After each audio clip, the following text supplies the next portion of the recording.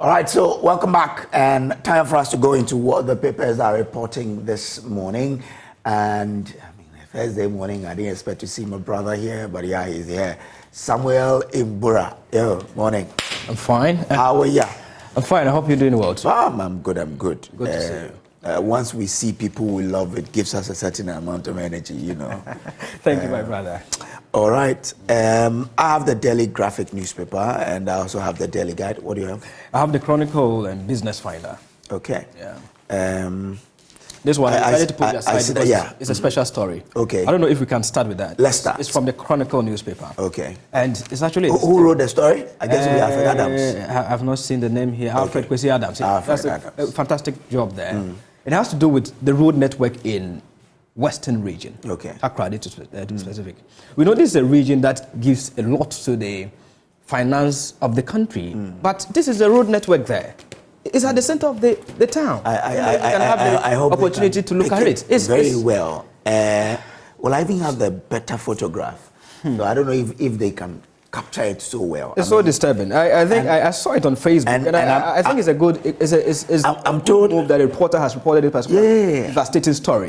You can't have this in a capital where you have a whole lot of minerals being produced from there for the country. And you know why I love this picture? It's because it tells that, you see, the truck there is conveying Magani. Okay. So we have it on the camera on the screen now. So the truck there is conveying bauxite. Bauxite. If we had put the original picture on it, you would have seen the color of the material in the truck. It's a bit reddish, and they are conveying this to the harbor. Really? Yes. Now the truck has broken down at the very bad spot in which area? Which area specifically is? This is Kwesimintim. I see. Is that the center of Takoradi? When you are getting to the center of Takoradi. But all the trucks that cut manganese and bauxite will have to use this road before they get to the port. How old has this situation been? Because I wonder why authorities will just allow this situation to deteriorate for residents or people to complain before you move in. Honorable Rose Minister. This has been like this, I am sure. It's a shame to me. It's a shame. This will be more than 6 months eating to a year, if not more. Now, before you get to this spot, there is a spot that has also deteriorated to a very... It's in a very terrible form. So this is not the that has been more than a year. This is not. There are other areas that have been captured. Okay, so let me just run us through. So let me start with you. Now, I'm going to do a visual, recall of how terrible these roads are. Yeah. Fortunately, the Takwa to Agunan Kwanta road is being constructed. So as for that, we give kudos to the government. But as you enter Agunan Kwanta, from Agunan Kwanta all the way to Takoradi, the road is terrible. Very terrible. The only places that are more trouble, that are okay, I'm not sure will amount to even 2 or 3 kilometers. All the rest, you meet bad spots on them. And the most terrible places are Agunan Kwanta to Abuade. Very terrible. Abuade to Eusiejo. Even that is a bit manageable. From Eusiejo to Bukro, very, very terrible. I mean, that's the place where the slightest breakdown of a truck can cut off the whole road. So they have to use the roads that pass through the villages before they go. I see. So when it comes to that point, these trucks are not able to cut the goods to the harbor. When you move from from Apawa to Apremdo, very terrible. From Apremdo to Kwesimintim, very terrible. From Kwesimintim to Takoradi, some places are terrible. I see. So is this the reward for what the region is giving the country? Well, of course. Honorable Rose Minister, we are just appealing. This is so disheartening. We can't continue like this. This is something that we need to look into. At least let's get the contractors work on this. If you were to be doing your routine maintenance, I don't think the situation would have deteriorated up to this stage. That's the point. This is just one of the situations in the country. Move to Kumasi, move to some parts of Accra here, and then move to the northern part of the country. And it is really heart-wrenching to say. I am not sure the regular maintenance thing is something that they do practice. But when have you seen like a maintenance work being done on a certain road? Yeah. Look, last time I said it here, and I will probably go back to Takoradi to check. There's this road that was constructed. It was begun under the Mahama time, and it was completed under Akufo-Addo. Okay. The Anaje bypass, a fantastic road. But the last time I went home, it had started developing potholes. Now I said here they'll not graduate to potwells. So they will have dams on the road. Because highways will fail to work on that. Or the challenge they have always told us has to do with financing. Yeah. This one is beyond your MC. This one is beyond the MC for Takoradi. Yeah. So this is will have to. So MC for a fair question team is beyond it. Exactly. So if you go to Takoradi too, there are ones there that are beyond him. Exactly. So the roads ministry would have to see what they can do to assuage the situation there. There's another, for me, I have seen some stories on the front page, but these are the big stories for me. When it comes to health, it matters a lot. And there's this midwife, Margaret Ako, at Bosontri district in the Ashanti region that we need to applaud celebrate. Her. We need to celebrate her, and this is what she has done. You know, there have been issues of traveling, sending children especially from the rural areas to improved health facilities for healthcare and all that. No incubators at the district or the rural hospitals or clinics. But this nurse has been able to improvise a basket to be able to, you see, it has a, what do you call it, the drips or whatever it is, in the basket. There's a drip in the basket there, and there's some foam in it. So the child can rest so well whilst they transport the child to the nearest hospital for healthcare. So it is an improvised, what do you call it, incubator as well. And I think that, I mean, these are some of the people that we need to. Honorable Health Minister, you have to go to, the name of the area is the St. Mary's Anglican Clinic at Apinkra in the Bosontri district of the Ashanti region. And we must celebrate this woman midwife Margaret Ako. Running out of the country, but she's staying and doing her part. Yeah, we need to identify them. Whilst she's doing her part, the state must also do their part by ensuring that they honor her. Yeah, sure. When you do that, it serves as motivation to others. And I think it's a good move. It has been reported by my good friend Richard Owusu-Echa from the Ashanti region Chronicle, and that's a very nice story that I think the health ministry, Mr. Kwesi Ejimamenu and his people should look into. But let's get to politics. The Chronicle captures John Mahama. So let me conclude with an appeal to the Highways Minister, please. That has to do with the West. Story. Yes. Look, this situation began not today. It's been like this for some months now, if not up to a year and even over. You have to show the people of Western region that you care for them, for all that they do for this country. The contribution. Look, the truck that is stuck in this place, every day, not less than 200 of these trucks use this road to cut either bauxite or manganese to Takoradi port.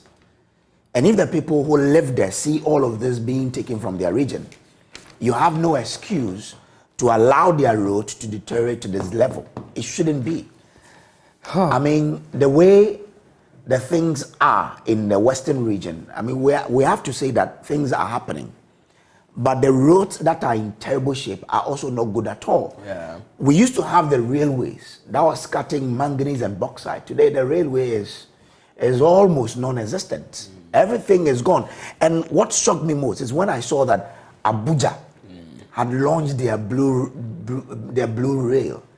Where today people can use train in the city of Abuja. Brace, I'm so shocked that we don't have it. Yeah, as of now, we cannot even say we have a reliable system that can take you from Kumasi to Accra. If it was working perfectly, it would have been the case that some people can be coming all the way from Kumasi to Accra to work, or Accra to Kumasi to work, or even to Tamale, because the train can go like 1 hour, you are there. Just like someone traveling all the way from Amasaman to Kokomlemle here for work. Yes. So I think that by driving, we need to say if there was a proper train between Takoradi and Accra, I would never have thought of living in Accra. No, I'll live in Takoradi and work here. But look at us. All of us have to come here, So I think that we need to be deliberate about some of these things. the road network, once the rail is off, and we are using the road to cut the manganese and bauxite, let's find a way to make the roads that we use in cutting these things very durable. I was impressed when I went to Papa and I saw the road that they were constructing. I pray it lasts. But Brett, who is the MP for this particular constituency? That's my friend, Prince Hamidu. I think he has to make a case in Dr. Parliament when they resume from recess. He has to make a case, talk about the bad nature of the roads. Of the road, remind governments about the contribution that the Western... It shouldn't be alone. It should be the regional caucus. The caucus that should come together. So from Wasay Krapong to Takwa, to Ahanta West, to Kesmin Team, to Takrade, Efia Sekedi, they should all come together. Even Amaboa, even though he has some very good roads, but Amaboa, Honorable Amaboa, should join. All the Western caucus should join and get the roads fixed. I must say that the second Takrade Road is being constructed, albeit very slow pace, but it's being worked on. But this is a very critical road. So let's also turn our attention to the mining companies. Please, let's also be responsible. The weight of load you carry on your track can also exert pressure on the road. The road surface depression, like you see, then at the end, the potholes begin to come up. So I think that we should, in as much as we are talking or calling on authorities to fix this, the mining companies also be responsible. But that is why we had the axle load. So the guys at the axle load, what do they do? That has been the challenge. So when we come to corruption, which is on the daily graphic, probably we'll speak about that. Exactly. So when we put people there to help make sure the country progresses, they do things that really lead to it breaking apart. One of the big stories here, Mahama campaigns for EC urges voters to go out and register. We know the limited voters registration exercise is going on. The former president, through a Facebook Live session, appealed to Ghanaians to take advantage, especially those who don't have the voters ID card, to go for the first time and register, so that at least there can be a hope for a better Ghana. Because everyone has the right to vote. You also have the power of the thumb.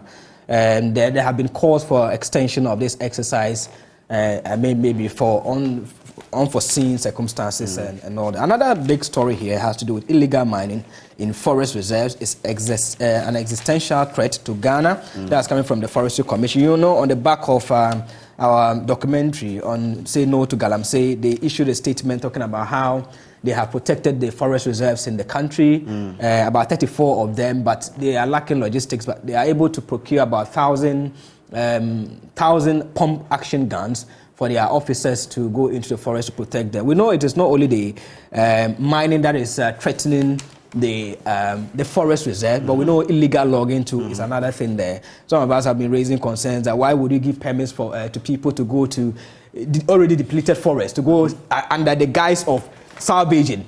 The permits they bring is salvaging. I remember when I was in the Upper East region, 2017, they gave permits to no less than 15 companies to come to the northern part of the country to salvage rosewood. These rosewoods have been protected for a very long time.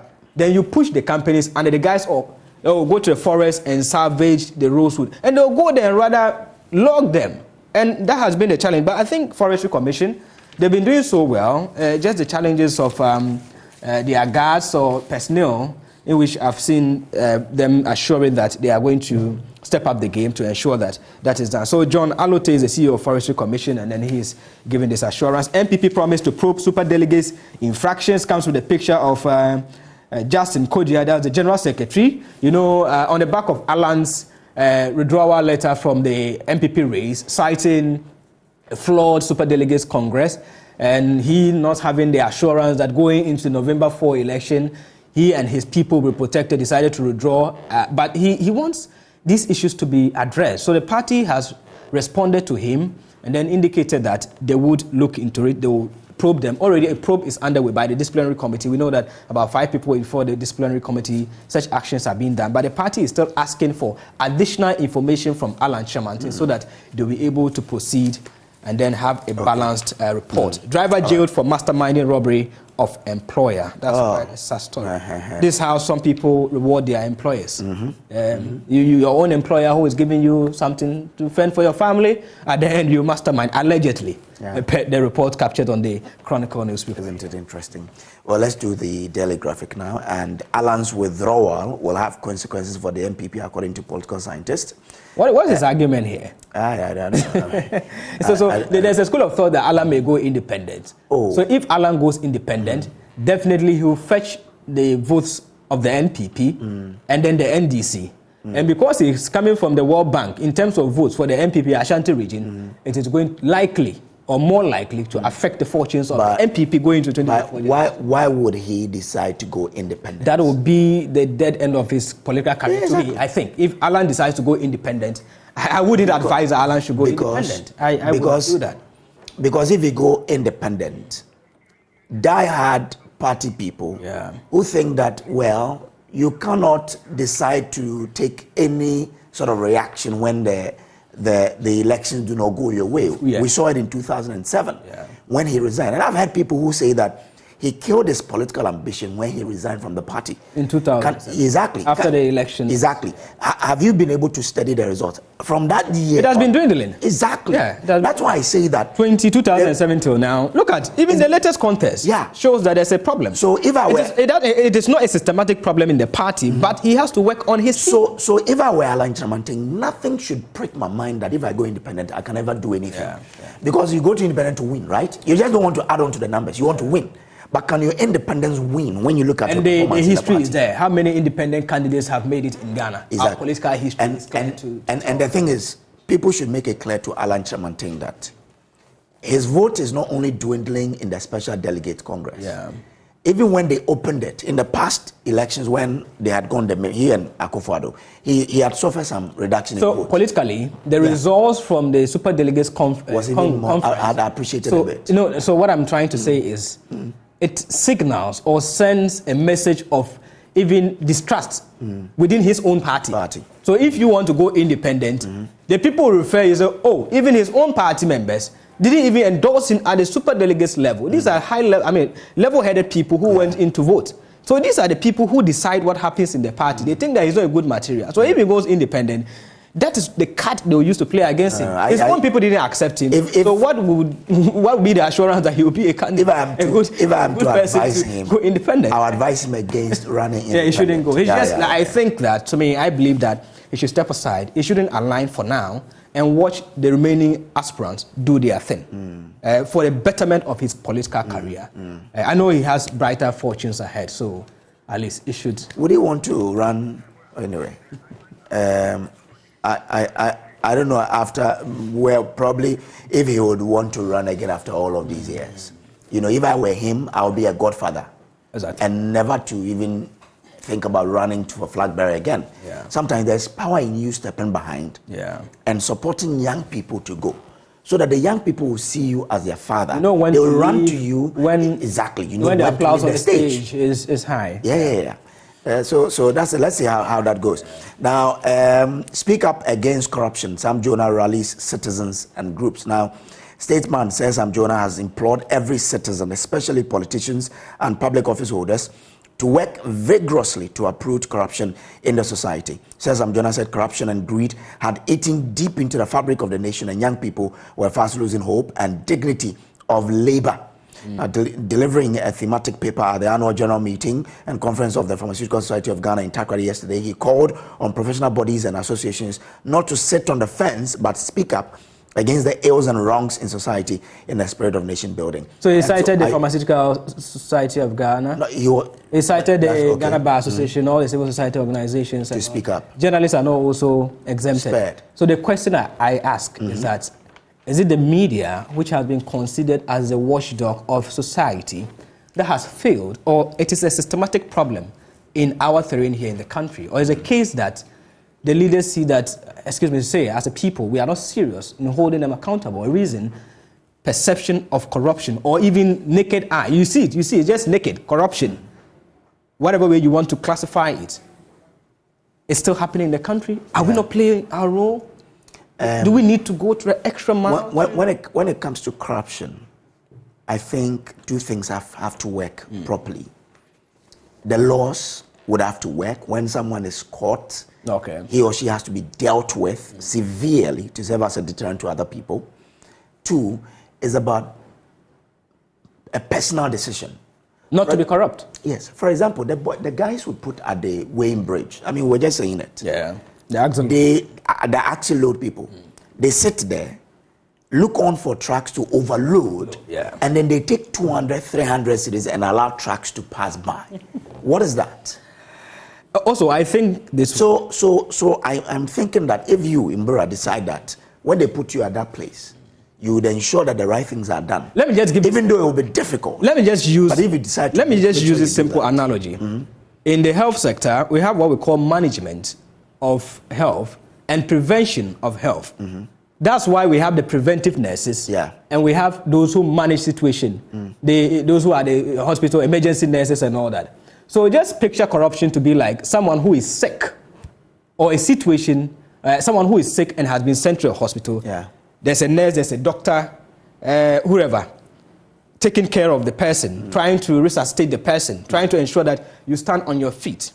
And then a situation whereby we have the preventive nurses, who are more or less the public health nurses or the community nurses, ensuring that they tell the people that don't drink dirty water. If you drink dirty water or swim in dirty water, you get bilharzia or some health-related diseases. Then the people are conscientized, knowing what to do and what not to do. And someone who is already at the hospital seeking resuscitation, or the person is now under treatment to come back to normalcy. That is the state of corruption in the country here. The laws are just like someone in the hospital scenario that I'm giving. And then the preventive side is how we can conscientize the mindset of the people. Corruption starts from you. Exactly. So we force our politicians to be corrupt. The last time I spoke about it, even some people force journalists to be corrupt. You go back to your constituency, the people are there, they even want you to marry their wives. They want you to give money for their child's naming ceremony or whatsoever. Every social activity, they want the politician to be part, and you must donate. There's a classical example of an MP who lost an election because he failed to attend funerals, and the people were peeved. After that, they voted and campaigned against him. And when you are going for such gatherings, you must go with money. Some MPs cannot go home, or public officials cannot go home, because you need not to spend like not less than 500,000 cedis per visit. Because if you get home, the queue that is there, you can't imagine. So corruption is multifaceted. We must start from the mind conscious, the younger generation. Sometimes I look at my son and feel like, so how would their generation be when they grow to our stage? Would they look back and say, my father was part of this generation? That is what So I think that weep about every day. What's the next generation think about us? For our children, we should start to let them understand that what is not yours, you don't have to take it. You know, but I am also thinking that digitization may probably reduce corruption to an extent. Imagine if these axle load, it was the processes were digitized, said that when the car comes to stand on it, the machine will tell if you are overload, it will cause you to stop at a certain point. You know, if you have to go and register a company, today you sit in your home and you do everything online. You don't need to pay anybody for anything. If you have to get your VAT certification, you sit online, do it and print it. You know that digitization. Maybe digitization is the way to go. I've seen that Primex World, there's an attempt like that. Now they have. Done well. Let's see how that works. You know, I think with that, proper enforcement of the law and personal decisions, young people deciding that we want to leave the world a better place for our kids, we may probably make a headway. So if you are training your kids, tell them that what I have not bought for you, what is not yours, is not yours. Don't envy it. Love what you have. Maybe that can take us somewhere. Anyway, there's another story in the graphic, page 34. It says, policy expert advocate insurance funds for farmers. This thing, it came up for farmers. For farmers. It came up when I was in school, 2010, thereabout. We're in 2023, isn't it? 13 years down the line. Are we saying there's no insurance for farmers? Are we saying that we are not able to do that? What's the motivation?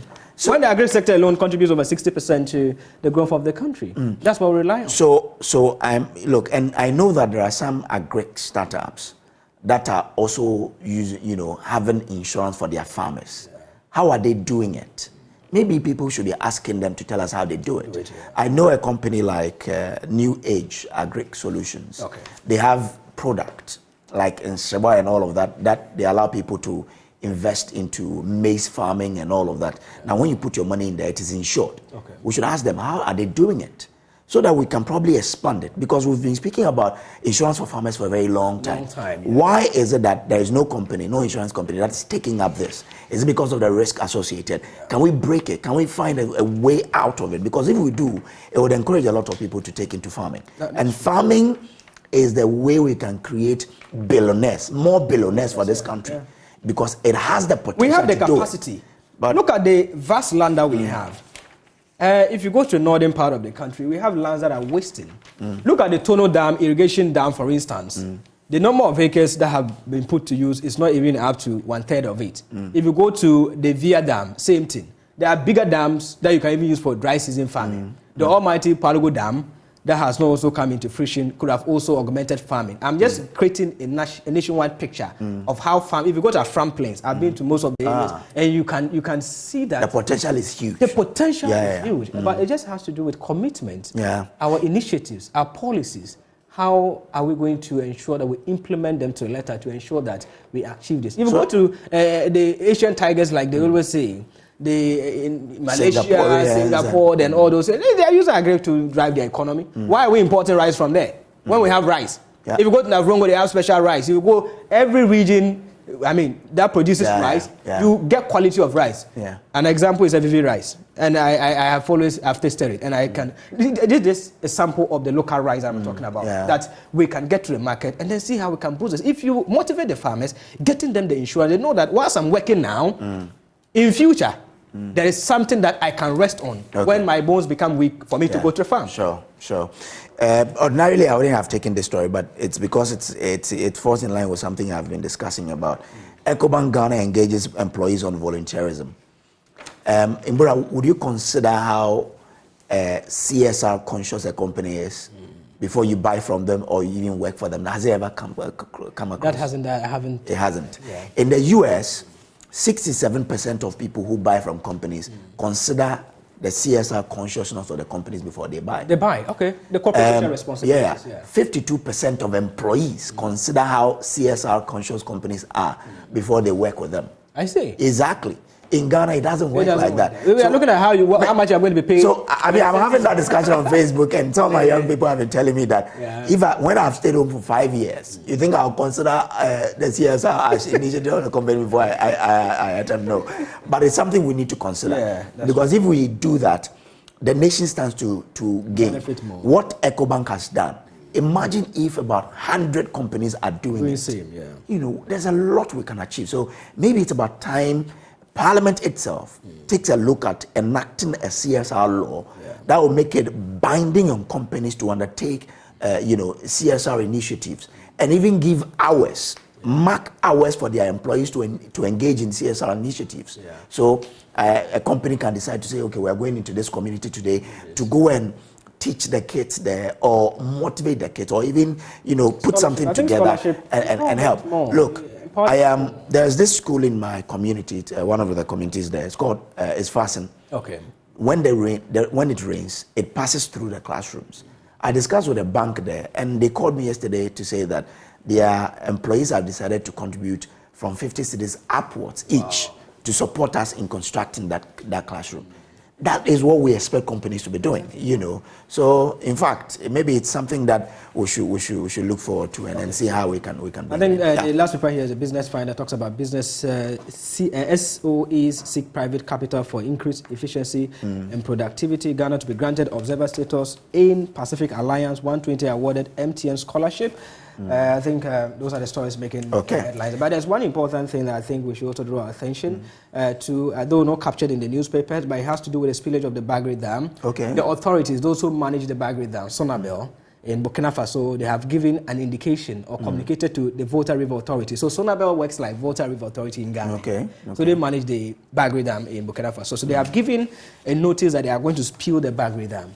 So those who are living around the Hoyt Volta and its tributaries are expected to experience, discharge of water or overflowing water from from the dam that they are spilling, and we should be anticipating that farmlands will be submerged. We hope that NADMO puts in place the rightful measures to assuage the situation. Northeast, Upper East, Northern region, and even parts of Upper West region would be affected by this. We only hope that farmers along that line are advised to move to higher grounds. Children should not, parents should ensure that their children are well protected so that we can save life and property. It's actually a sad situation when it gets to this season and then the dam is spilled. Unless you go there, you have an aerial view of the situation. You understand the trauma, the pressure that the people go through in times like this. Okay. All right. Thank you very much. Let's complete with the Daily Guide newspaper. The front page says Ghana-Colombia strengthen ties. It comes with a picture of Vice President Dr. Aliyu Mahama. I say Aliyu Mahama. Mahmoud Bawumia. I don't know how Aliyu Mahama's name is coming. Maybe you have been thinking about him. And the Vice President for Colombia, Francia Maguez Mina. And then there's also the story here, Kajetia market traders threaten showdown. A showdown. MPP flag bearer aspirant balloting postponed, and Alan drops from MPP race, shocking. Now, Alan has broken our heart, Western Region Coordinator says. Oh. Now, Chris, supporters of the former Trade Minister Alan Chirmanting in the Western Region said they were taken aback when news reached them that Mr. Chirmanting has withdrawn from the MPP presidential race. Alan Kojo Chirmanting emerged, who emerged after the Super Delegates Conference of the MPP to reduce the aspirant to 5, announced his withdrawal from the flag bearership race on Tuesday. In a statement now, the Western Region Coordinator Chris Labby says they were heartbroken. Because in internal election, you know, the enmity or distraction within is always greater than the distraction outside. You sure? In politics, the enemy inside is dangerous than the enemy outside. Oh, okay. So I understand their situation, because how are they now going to patch up? How are they now going to mend? Especially those who did not conduct themselves against their opponents, using bad language against them. I can imagine how they'll be able to patch up the differences and all that. But Alan's resignation to some of us was not actually a surprise. I felt that because of what happened from the Super Delegates Congress, the man should take a bow so that at least going into November, the surety of he increasing his votes were not clear. So I think that his supporters should understand, at least they should re-strategize and then look for the way forward in making their candidates more stronger and then in all making their party better ahead of the 2024 elections. So you anticipated that he will. Yeah. I already had that confirmation. I had that information earlier, but we're now waiting for the confirmation that he was not going to continue with the race because of the turnaround in events, the reported intimidation of his agents and then supporters in some parts of the country and all that. But as time goes on, let's see how it pans out. Okay.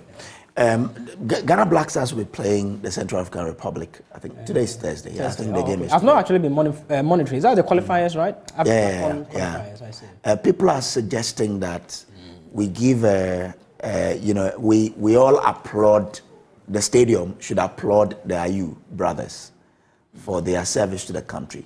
Yeah. Last time I've seen a campaign like that. People think that we've been always lambasting them without considering their contributions over the years to the national team. Yeah.